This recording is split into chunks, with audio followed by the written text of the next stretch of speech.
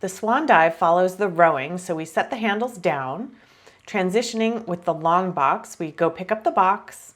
You can bring along the pole since we'll use that later. Place the box right in front of the shoulder blocks.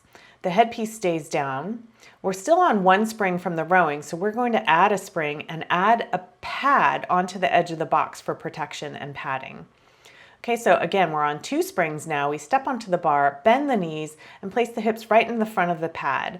Lifting the powerhouse, stretch the arms long into the front and then reach all the way up to the ceiling in a back bend. Open the arms to float down, lift the powerhouse and spine even more, and then stretch the legs until the body is one long straight line. Try to arch the upper back only and then lift the powerhouse to come home. Repeat, lifting up to the ceiling, reach, reach, reach, open the arms, sweep back up to the ceiling, lifting the spine, lift the powerhouse to straighten the legs, try to arch the upper back, lifting the powerhouse and return home. And one last time, reach up to the ceiling, arching the back, open the arms, and then stretch up to the ceiling, reach out long, and lift the powerhouse to come home. Scroll down to see more variations on this exercise with our experts below.